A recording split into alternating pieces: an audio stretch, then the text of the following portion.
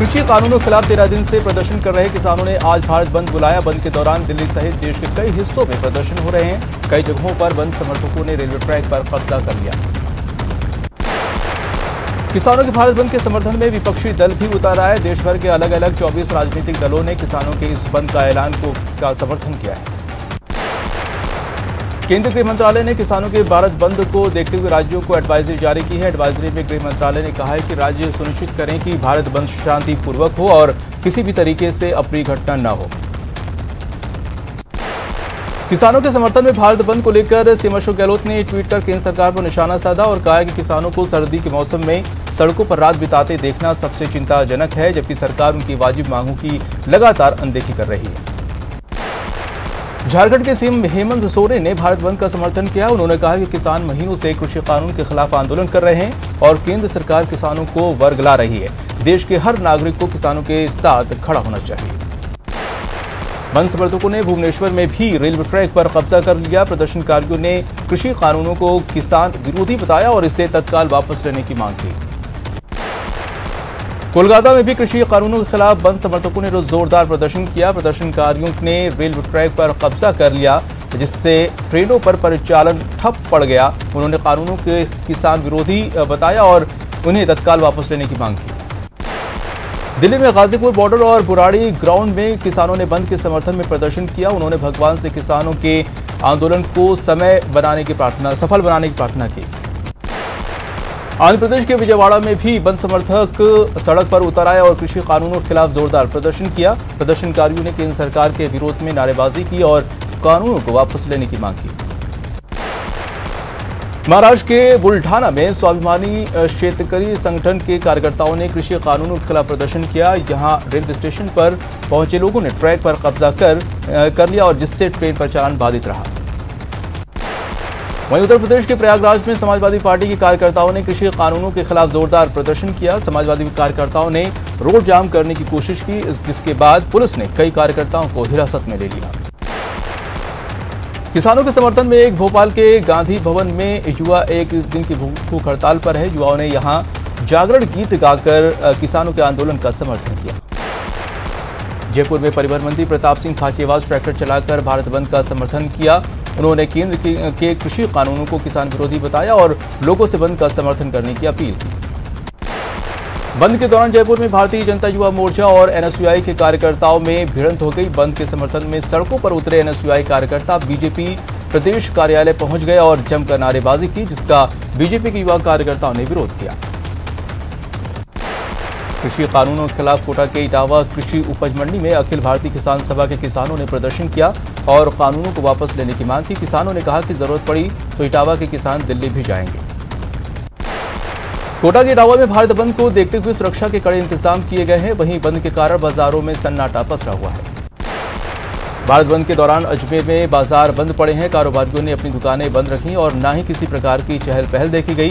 वहीं कांग्रेस कार्यकर्ता सड़कों पर उतरे और बंद को सफल बनाने की अपील की है।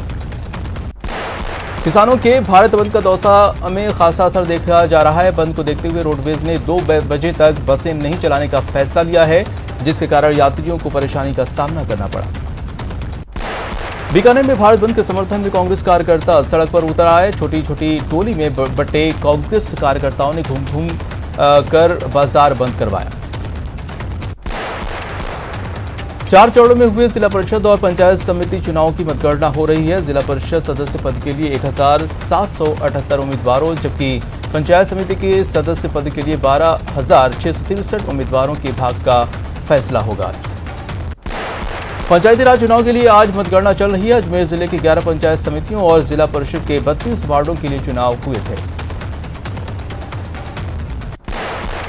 सीकर में भी आज पंचायती राज चुनाव की मतगणना चल रही है। मतगणना को लेकर सुरक्षा के पुख्ता बंदोबस्त किए गए हैं। साथ ही कोरोना गाइडलाइन का भी सख्ती से पालन किया जा रहा है।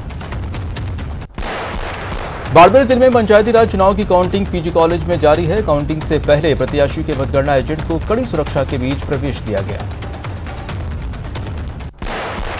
झुंझुनू में भी आज पंचायती राज चुनाव को लेकर सेठ मोतीलाल कॉलेज में मतगणना जारी है। काउंटिंग से पहले कलेक्टर यूडी खान और एसपी जेसी शर्मा ने मतगणना कक्षों का जायजा लिया।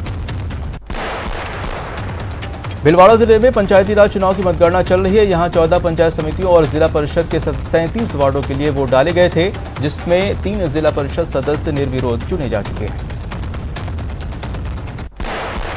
भरतपुर में नदबई नगर पालिका चुनाव की सरगर्मियां तेज हो गई हैं। इसको लेकर स्थानीय कांग्रेस विधायक जोगिंदर सिंह अवाना ने कार्यकर्ताओं की बैठक ली। उन्होंने कार्यकर्ताओं को एकजुट होने की अपील की है।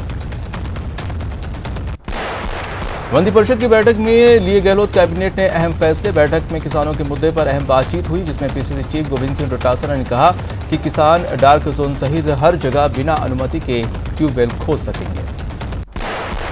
सीएम अशोक गहलोत के निर्देश पर मुख्य सचिव निरंजन आर्य ने विभागों के उच्च अधिकारियों के साथ वीडियो कॉन्फ्रेंसिंग की और इस दौरान उन्होंने रूल्स ऑफ बिजनेस को अपडेट करने के निर्देश दिए। जयपुर कमिश्नरेट पुलिस ने एक निजी बैंक के साथ मिलकर साइबर अवेयरनेस कैंपेन की शुरुआत की। पुलिस कमिश्नर ने फीता काटकर मुंह बंद रखो नाम से एक अवेयरनेस पोस्टर जारी किया। आपराधिक घटनाओं पर अंकुश लगाने के लिए जयपुर पुलिस की ओर से सभी वित्तीय, व्यापारिक और व्यावसायिक संस्थानों पर सीसीटीवी कैमरे लगाने के निर्देश दिए गए। भरतपुर की खो पुलिस ने लूट के मामले में आरोपी के एक इनामी को कोर्ट के प्रोटेक्शन वारंट के आधार पर मथुरा जेल में गिरफ्तार किया। गिरफ्तार आरोपी उत्तर प्रदेश के मथुरा का रहने वाला है, जो लूट के एक मामले में फरार चल रहा था। 15,000 की रिश्वत लेते ट्रैप एएसआई को कोटा के एसीबी कोर्ट में पेश किया जाएगा। आरोपी हीरा चंद अटरू कुजेड़ पुलिस चौकी पर तैनात है, जिसे सोमवार को बूंदी एसीबी की टीम ने ट्रैप किया था। बीकानेर की छत्तरगढ़ क्रय विक्रय सहकारी समिति में करीब 25 लाख रुपए का कथित घोटाला सामने आया है। छत्तरगढ़ सहकारी समिति के व्यवस्थापक रामधन यादव ने समिति के कर्मचारी और उसके बेटे के खिलाफ छत्तरगढ़ पुलिस थाने में मामला दर्ज कराया है। जयपुर की CID CB crime branch team ने नशे के कारोबारियों के खिलाफ बड़ी कार्रवाई की है। पुलिस ने 2 आरोपियों को गिरफ्तार कर उनके कब्जे से 100 किलो गांजा बरामद किया है। दौसा में एक स्कूटी और बाइक में टक्कर हो गई, जिसके बाद बाइक सवार युवक डिवाइडर से टकरा गया। इस हादसे में बाइक सवार युवक की मौके पर ही मौत हो गई। कोटा के खुमला जागीर गांव में करंट लगने से एक युवक की मौत हो गई। बताया जाता है कि युवक खेत में काम कर रहा था, तभी वो करंट की चपेट में आ गया। अलवर में युवक मिलकर एक शख्स को बिजली खंभे से बांधकर बेरहमी से पिटाई की। युवक पर गोतस्करी का आरोप लगाया जा रहा है।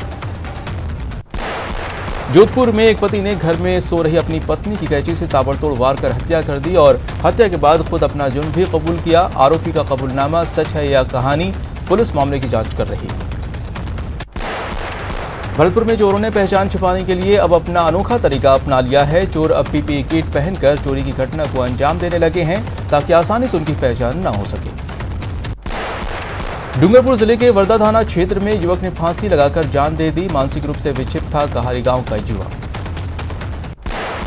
अलवर में बाल मजदूरी कराते हुए 2 व्यवसायियों को गिरफ्तार किया गया है। ट्रांसपोर्ट नगर जायसवाल होटल और धीरज टाटा मोटर्स पर बच्चों से कराई जा रही थी मजदूरी।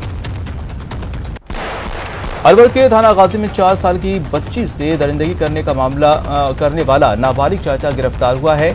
जुवेनाइल जस्टिस बोर्ड में आरोपी को पेश किया गया।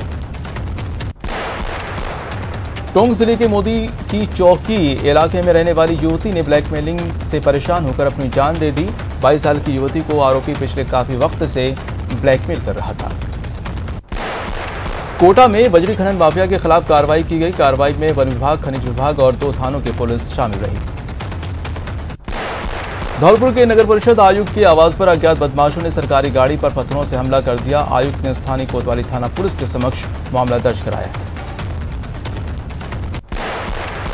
कोटा में पेट्रोल पंप पर डकैती की योजना बनाते हुए हथियारों सहित आधा दर्जन बदमाश गिरफ्तार किए गए हैं। आरोपियों को कोर्ट में पेश करके जेल भेज दिया गया है। कोटा में बदमाशों ने दादाबाड़ी इलाके की कार पार कर दिया।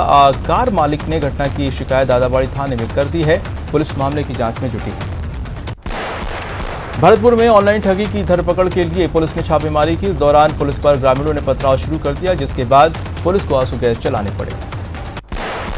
अजमेर सिविल लाइन थाना पुलिस ने हाई सिक्योरिटी जेल से हार्डकोर अपराधी को गिरफ्तार किया है। आरोपी को प्रोडक्शन वारंट के जरिए कोर्ट में पेश किया। उदयपुर में ईएसआईसी हॉस्पिटल में एक गर्भवती महिला की मौत हो गई, जिसके बाद परिजनों ने डॉक्टर्स पर लापरवाही का आरोप लगाया है। परिजनों ने जिला प्रशासन से कार्रवाई की मांग की है। कोटा की सेंट्रल जेल में बंद एक 27 साल के विचाराधीन कैदी की मौत हो गई। सलमान विज्ञान नगर का निवासी था और जानलेवा हमले के मामले में कोटा की सेंट्रल जेल में पिछले करीब 9 माह से बंद था। अलवर के शिवाजी पार्क में एक महिला ने अज्ञात कारणों के चलते फांसी लगाकर आत्महत्या कर ली। घटना की सूचना के बाद पुलिस मौके पर पहुंची और मृतका का पोस्टमार्टम कराया। कोटा में दीपावली के दौरान शुद्ध के लिए युद्ध अभियान के तहत विभिन्न खाद्य पदार्थों के लिए गए 71 नमूनों में से 43 नमूनों की जांच रिपोर्ट आई है, जिसमें 13 नमूने निम्न गुणवत्ता के पाए गए और जबकि बाकी खाद्य पदार्थों की जांच रिपोर्ट आनी बाकी है। दोषी लोगों के खिलाफ खाद्य सुरक्षा एवं मानक अधिनियम के तहत नोटिस जारी किए गए हैं। इनके विरुद्ध खाद्य चालान पेश किया जाएगा। आपको बता दें कि कोटा के 5 प्रतिष्ठानों के रसमलाई, दही, सोहन पापड़ी, पनीर मावा सहित 13 खाद्य पदार्थों के नमूने खराब पाए गए। फिलहाल रुकते हैं छोटे से ब्रेक के लिए।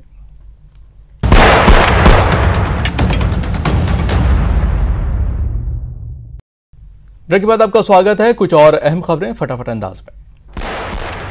जयपुर नगर निगम Greater mayor doctor Saumya Gurjar ने डोर टू डोर कचरा संग्रहण में हो रही लापरवाही को लेकर हाउसकीपिंग कंपनी बीवीजी की कार्यशैली पर निशाना साधा। उन्होंने कहा कि बीवीजी सही तरीके से काम करेगी तभी भुगतान किया जाएगा। सुप्रीम कोर्ट के निर्देश पर राज्य में गठित स्टेट लेवल शेल्टर कमेटी के चेयरमैन विपिन शर्मा राजधानी जयपुर के विभिन्न शेल्टरों के औचक निरीक्षण पर निकले। शर्मा के अचानक शेल्टर होम रैन बसेरों में पहुंचने पर नगर निगम के अफसरों में हड़कंप मच गया। जोधपुर दक्षिण नगर निगम महापौर कक्ष में बीजेपी पार्षदों की मीटिंग आयोजित की गई। मीटिंग में सभी पार्षदों पार्टी के पदाधिकारी मौजूद थे। जोधपुर के लूड़ी क्षेत्र में जलदाय विभाग की उदासीनता सामने आई है। विभाग की उदासीनता के चलते हजारों लीटर पानी व्यर्थ सड़कों पर बह रहा है। चिकित्सा राज्य मंत्री डॉक्टर सुभाष गर्ग ने भरतपुर दौरे पर थे। उन्होंने मेडिकल कॉलेज में चिकित्सा और नगर निगम के अधिकारियों की बैठक लेकर आवश्यक दिशा निर्देश दिए। जयपुर के चित्रकूट थाना पुलिस ने सामाजिक सरोकार की मिसाल कायम की है। चित्रकूट थाने में काम करने वाले सफाई कर्मचारी की बहन की शादी के लिए 51,000 रुपए नगद और ज्वेलरी समेत अन्य सामान की व्यवस्था कराई। कोटा में आम आदमी पार्टी कार्यकर्ताओं ने कांग्रेस जिला अध्यक्ष रविंद्र त्यागी के खिलाफ यूआईटी सचिव को ज्ञापन दिया है। रविंद्र त्यागी ने अपने जन्मदिन के मौके पर शहर के दिशा सूचक बोर्ड पर बैनर पोस्टर चस्पा किए हैं। सवाईमाधोपुर जिला मुख्यालय स्थित केंद्रीय विद्यालय में हरे विशाल काय पेड़ काटने के मामले सामने आया है। मामले में कलेक्टर ने जांच के निर्देश दिए हैं। भारत बायोटेक ने भी भारत में कोरोना वैक्सीन की इमरजेंसी इस्तेमाल की मंजूरी मांगी है। फाइजर इंडिया और सीरम इंस्टीट्यूट ऑफ इंडिया पहले ही आवेदन दे चुके हैं।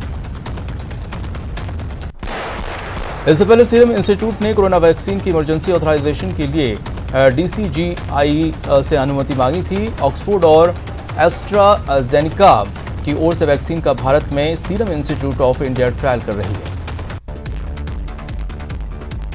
देश में कोरोना के आंकड़ों ने सोमवार को बड़ी राहत दी। सोमवार को कोरोना के सिर्फ 26,201 नए केस आए। ये 10 जुलाई के बाद सबसे कम है। 10 जुलाई को 27,749 मरीज मिले थे।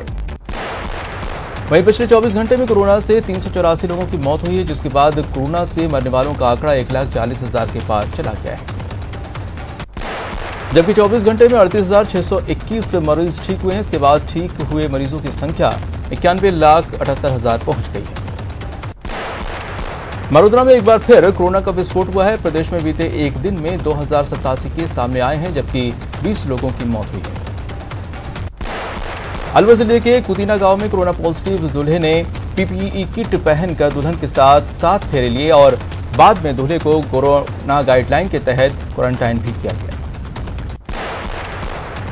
शादी समारोह के दौरान पंडित और दुल्हन के माता पिता भी पीपीई किट पहने दिखाई दिए, लेकिन दुल्हन और अन्य रिश्तेदार शादी में बिना पीपीई किट के फेरे के समय मौजूद रहे। इससे संक्रमण फैलने का खतरा बना रहा।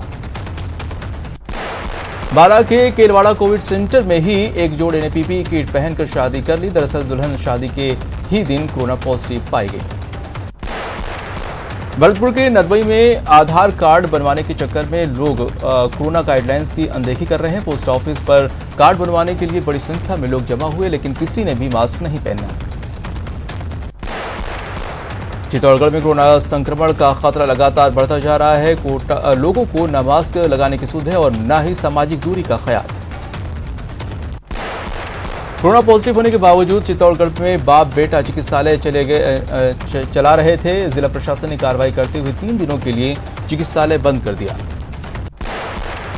दिल्ली में कोरोना मरीजों के टेस्ट डाटा में खामी की बात सामने आई है। 11% लोगों का रैपिड एंटीजन टेस्ट नेगेटिव था, लेकिन RT-PCR टेस्ट में इनका रिजल्ट कोरोना पॉजिटिव आया है।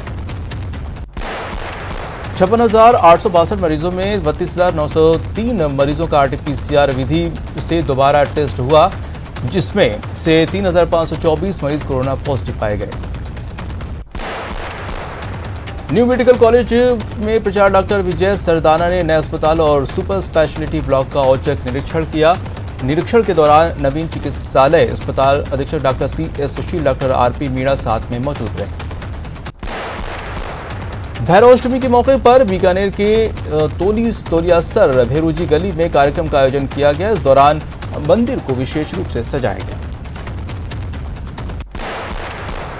भारत और ऑस्ट्रेलिया के बीच खेली जा रही T20 सीरीज का तीसरा और आखिरी मैच आज खेला जाएगा। भारत रविवार को दूसरा T20 6 विकेट से जीतकर सीरीज अपने नाम कर चुका है। फिलहाल इस बुलेटिन में इतना ही। नमस्कार।